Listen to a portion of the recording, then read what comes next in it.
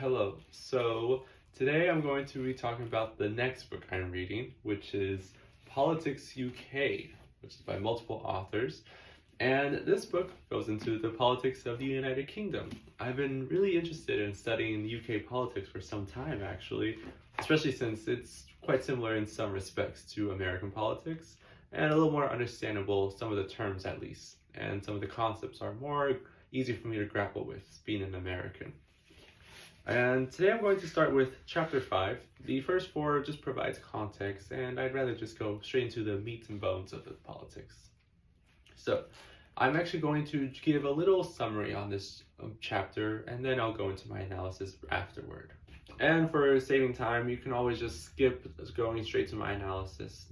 So, by the end of World War II, up to 1979, the Labour and Conservative parties, the two major parties, were quite ideologically in sync, and it was known as a post-war consensus this whole time. Now, it wasn't until 1979 when Margaret Thatcher, this revolutionary character who believed in small government to fix the economic instability and to revive the country, was a necessary approach. She was doing this for a good 12 years, 79 to 91, until she eventually was removed from office and was replaced by John Major, who continued these same policies of small government. But John Major tried to be more moderate with these policies, but this proved unpopular. Eventually, this party was removed from government, and his successor of the party, William Hague, also tried to continue the moderate path, but neither did this work.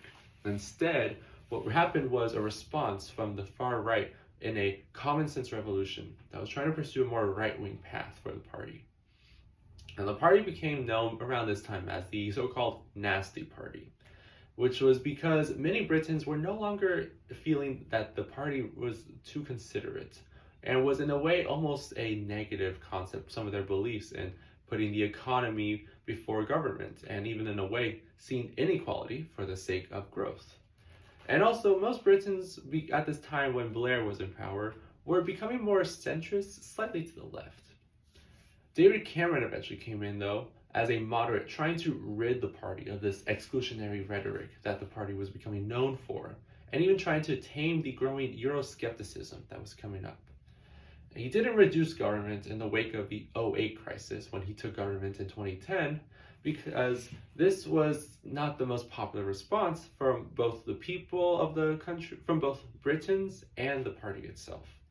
Instead, he actually made a very prominent decision that quite affected his legacy in a negative way, where after calling in elections in 2015, saying that he would call a referendum if his party won, which he actually did not think would win, his party did win.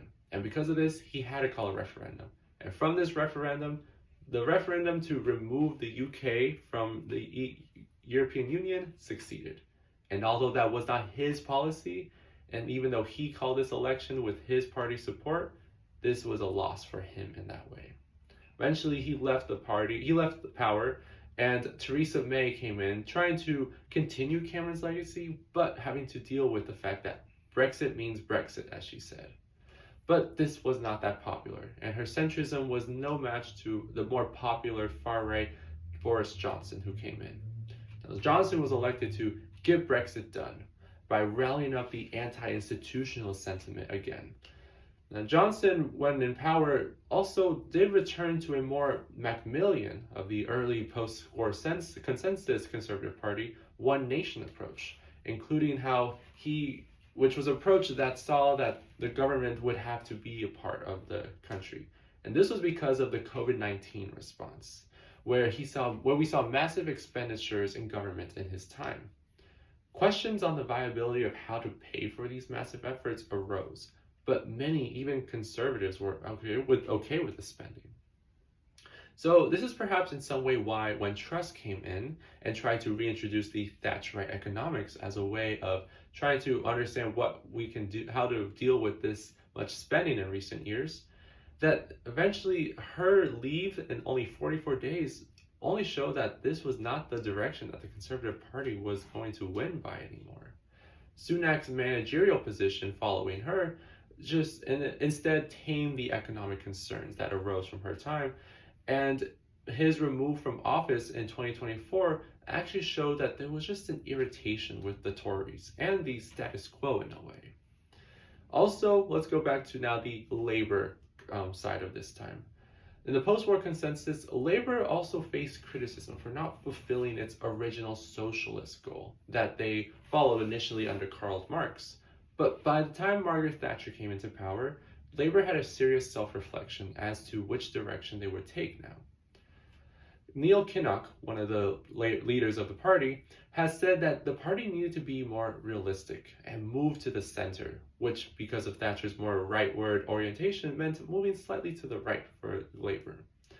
And it wasn't until Tony Blair came in that Labour finally gets power and fulfills his moderation mission, which included attacking union power, the Clause 4 rewriting to remove the common ownership of means of production, and Blair's abandonment of high taxation because of a globalized world, as he said, also shows that in this way, Thatcherism lives on, even in labor. So Blairism follows the beliefs of John McMurray's belief in communitarianism, where it is seen that we as a society have to work together. And also in Anthony Giddens' third way, where in the globalized world that the world was becoming, the left and right were becoming obsolete terms, and instead the debate was now between the relationship between rights and responsibilities. So Blair was known for changing the party into a more, what some called, in the book at least, a labor in Tories' clothing, where it was still some of the policies of Thatcher, but just carried on in a more tolerant and more leftward direction. So the Iraq War involvement, though, was what brought him down from internal and eventually national disputes over what he was doing, and his legacy was affected by this. But we should also point out that his legacy can also be noticed from his Northern Ireland devolutionary efforts, and this and just the direction of the Labour Party into the more right or slightly centrist direction that it was not before. And this actually made the party more appealing and tolerant, not just for moderate and all Britons in general, but even to the Conservatives, which is what David Cameron followed suit for.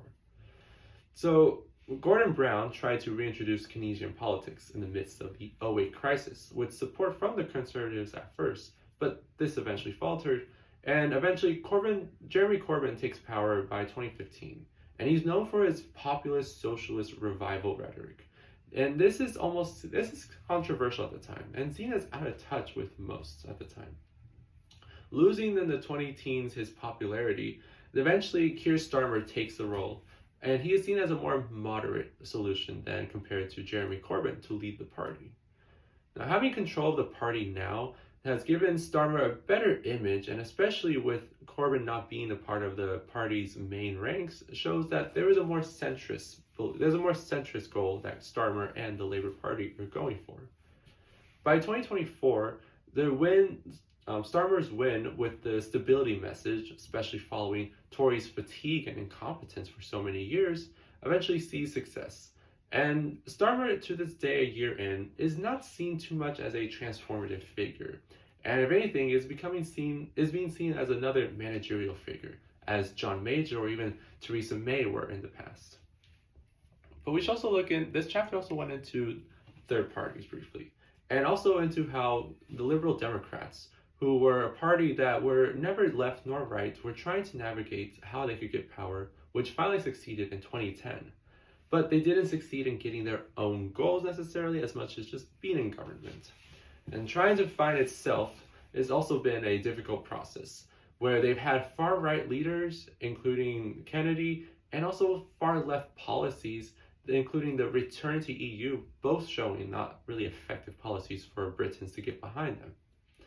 The UK Independence Party was also taken as a joke at this time, up to before the Brexit vote, even amongst Conservatives themselves. So Reform eventually took the prominence as a third party when Brexit succeeded, and Nigel Farage has been the leader of the party, but Conservatives have been able to take their supporters from that party and are becoming a more hard right because of this.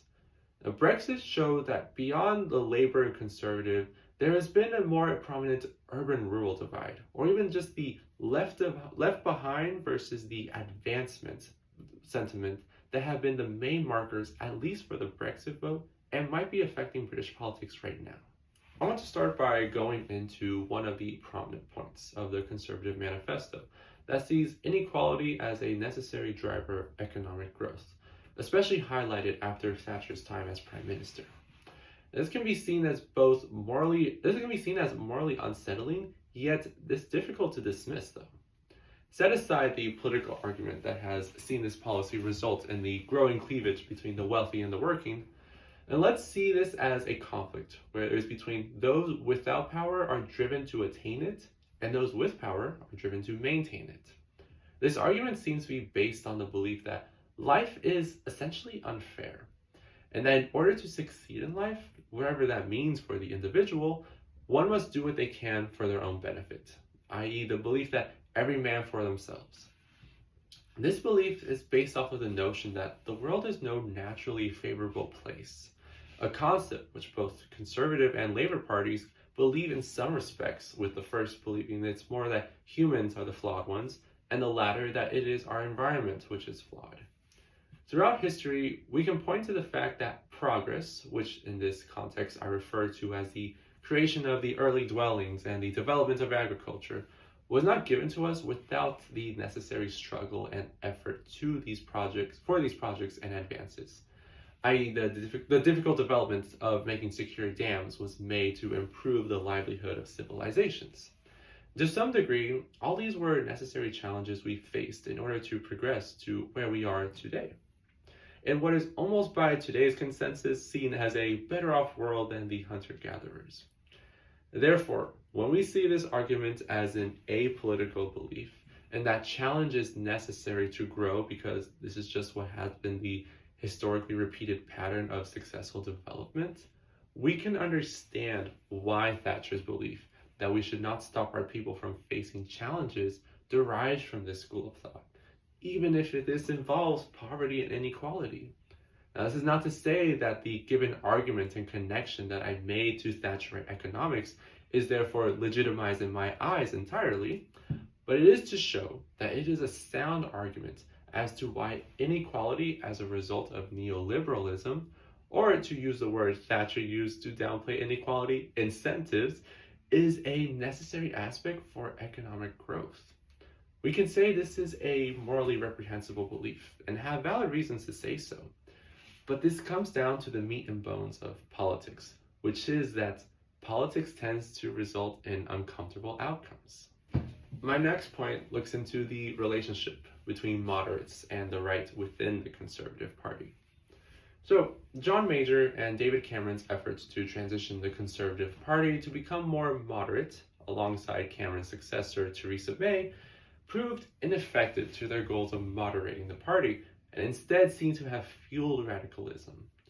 A notable pattern in these two cases was a resurgence in firm right-wing support for the Conservatives, and a rightward orientation for the party, i.e. after Major's failed moderate reform that led to the Common Sense Revolution, and David Cameron's similar efforts, which in the fallout of the 2016 Brexit vote saw a reconstructed Conservative Party that ended up aligning with the Leave supporters that eventually replaced Theresa May with the populist right-wing Boris Johnson.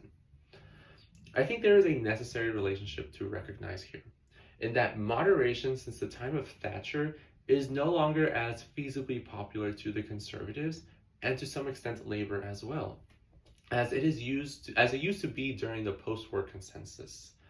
This isn't to say it won't work entirely, as to some degree it has worked with Cameron's government in 2010, but with some important caveats, including that they were in a coalition government with the Liberal Democrats, plus Cameron's election call he made stating he would hold a Brexit vote if his own party won, which actually garnered support for the sake of Brexit, a more right-wing idea.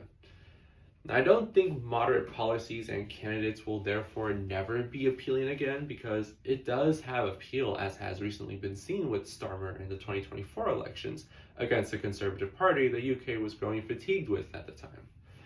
We are in an interesting transitional phase from the liberal democratic order And what we are seeing in our ever-globalizing world, where we are becoming more connected than ever, and as our world is becoming more multipolar with so many voices and information to access, is that moderation is dwindling away as the popular method of governance. At least in democratic countries like the UK, wherein moderation used to be a popular solution. Instead, the people are more intrigued by radicalism, it seems, or as some say in the US, the break the system or drain the swamp sentiment. Labor was elected as a moderate approach in 2024, but Starmer's moderate policies have already become unpopular a year in, and many voters seem to want transformative policies and characters again. Whether it is to align their party with or against this transformative character, which is something we have been seeing with the Republicans and Democrats' relationships with Donald Trump, radicalism and anti-institutionalism is what is sexy and what is in right now for many voters. It's why Brexit was likely successful and why moderation as a popular solution is, in a way, going the way of the dinosaur, it seems. Additionally, I want to analyze the conservatives in power as their claim of being the party of fiscal discipline is becoming questionable, especially recently. Now, looking at the COVID-19 pandemic response with Boris Johnson's massive expenditure increase to deal with the crisis, we can see that reduced spending was not in the conservatives' solution to the global health crisis. Instead, expanding state power for the sake of the crisis was Johnson and the conservatives' response. What seems to be the conservatives' unspoken approach to government power, including on spending, is the idea of reducing government spending is a wonderful idea during stable times. Not when there is instability, as happened with the pandemic and the subsequent financial crisis. And in some ways, David Cameron's government also didn't reduce the size of government in the aftermath of the 2008 financial crisis, the way the conservatives have portrayed themselves as. Rishi Sunak's budget as the then chancellor under Johnson's administration showed that the party saw more government as the solution to bring economic stability, which goes against Thatcher's reduced government approach many in the party claim to have continued abiding by, believing that having less government would be what would bring economic stability. When we look at what happened when Liz Truss introduced her mini budget that resembled the approach of the reduction of government that Thatcher would have probably admired, then that has probably been more in line with, including the tax cuts for the wealthy, then the public immediately responded with outcry in the form of stocks plummeting and her infamous 44 days as prime minister coming to an end. I think what we are seeing now is that the Conservative Party is no longer the same party of the fiscal discipline they once touted themselves to be under Thatcher. And when a prime minister did introduce a similar budget of the political economic approach of Thatcher, it was met with unpopularity and a drift away from the direction for the Conservatives. But this isn't to say that the Conservatives are abandoning their supporters and Britons as a whole, because many Britons have actually shown themselves to have been in support of these efforts during times of crises, at least. But this is from data that came from the book that was published in 2022, and this data has yet to be seen. And this is becoming the new mood for Conservatives and Britons today as we are continuing to deal with the aftermath of the pandemic. I want to also highlight Labour's political evolution during this time. While the Conservatives have been becoming more right-wing over time, the Labour Party has been becoming more centrist in three major historical shifts. The post-war consensus that reoriented Labour to implement corporate socialism over its initial socialist goals. Blairism, as it became a compromising so-called Labour in Tories clothing rebuilding of the party that accepted some of Thatcher's economic provisions. And to some extent, the Labour Party under Keir Starmer today, as there have been efforts to reorganize its composition to fall more in line with centrist principles. That includes the abandonment of Jeremy Corbyn as the party leader and a more moderate reorientation process. In the first two cases, which we can now look back on and analyze from a historical lens, these efforts were seen as a pragmatic approach to what Labour needed to reform in order to stay relevant. And also in both cases, they were successful shifts that voters rewarded them with by electing them to government on multiple occasions. It would be juvenile to say that this must mean Labor only wins when they become less left-leaning and more centrist, but it is worth considering that a figure like Jeremy Corbyn from the far left, when he led the Labour Party, was not able to unite the party or even see them in power in the same way Tony Blair or even Keir Starmer have been able to by appealing both to the far left and moderates. Additionally, many believe that Corbyn's support to remain in the EU during the referendum seemed to have tainted the Remain campaign, and though we cannot prove this theory, we can show here how the solution associated with the far-left figure, even though the incumbent Conservative leaders were also in line with the same referendum answer, was not attractive enough to beat the non-far-left section of voters, which goes in line with the argument with how being far-left is not too much a winning method for Labour, and at least in recent history.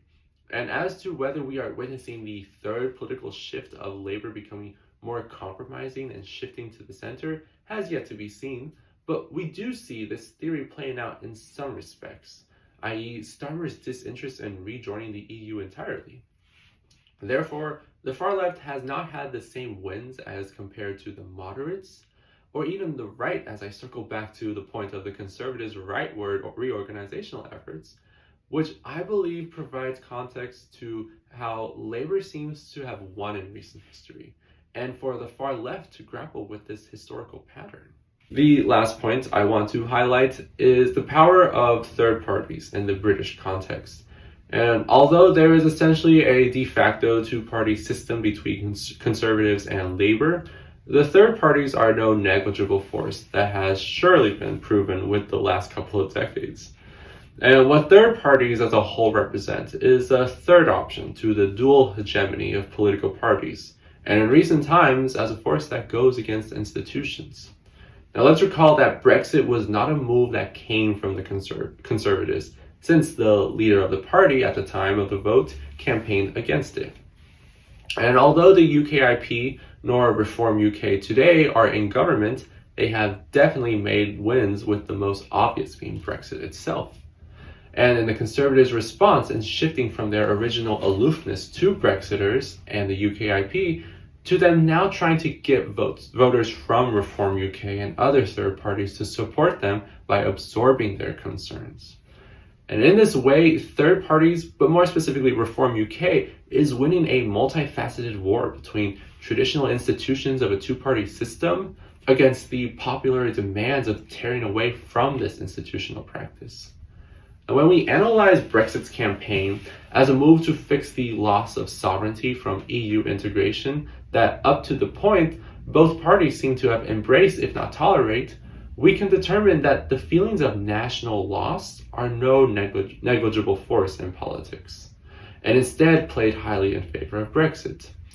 Now, Brexit was not a vote entirely on the left-right spectrum, but the status quo versus irritation with the status quo, i.e. those who benefited from the changes the UK underwent through EU integration versus those who felt left behind by these rapid changes. In fact, we can pinpoint this same anti-institutional national sentiment back to the aftermath of the 2008 financial crisis. Because of when no single party won government and instead Conservatives were in coalition with the Liberal Democrats following the 2010 elections. Because of this newfound sentiment, this is why the Conservatives, who as the predominantly right-wing party compared to Labour, are better positioned to appeal to voters from Reform UK. And Kemi Badenoch, as the current Conservative leader, seems to be working to accomplish this. It is yet to be seen if this will work, but we can already say that third parties and the anti-institutional demands that Reform have pushed for are taking center stage for the Conservatives at least, and maybe Labour will also have to pay heed to these sentiments, and if they want to keep governing with this same national support at least. So I decided I should also give a summary of what I just read out loud, so I'm just going to summarize quickly what this video was about. So my first point was on the Conservative manifesto, the Conservative Party's manifesto point about inequality as a necessary driver needs to be evaluated in a more historical lens before we completely disregard it, as we can see what that idea of inequality means for economic growth. My other point also looked into how the moderates and the right within the Conservative Party have been having a constant reshifting, but it seems that the right in the Conservative Party has been becoming more popular, or at the very least more notable than the moderates have been in recent history. I also talked about how the conservative claim of fiscal discipline is becoming a bit more of a questionable idea, especially in light of the COVID-19 pandemic response under the Johnson administration. And it shows that this idea that conservatives have been and still are fiscally disciplined is becoming a bit not entirely accurate. Also, Labor's political evolution over this time has shown that this debate, this fight between the far left wing side of the party and the moderates has been an ongoing issue. But it seems that, at least in terms of wins for the Labour Party, that the moderates have been more able to get Labour wins, and that the far left, including figures like Jeremy Corbyn, have just not been able to reach that finish line. And then also I talked about how third parties are becoming much more prominent, not necessarily in election wins that involve more members from these parties in parliament, but more from the fact that these concepts of what used to be fringe and kind of outlier ideas are becoming more mainstream with Brexit, of course, and how in general there is a public shift in attitudes about third parties as the dual as a dual two-party system is becoming more scrutinized. And thank you for watching this video, and I will see you in the next one.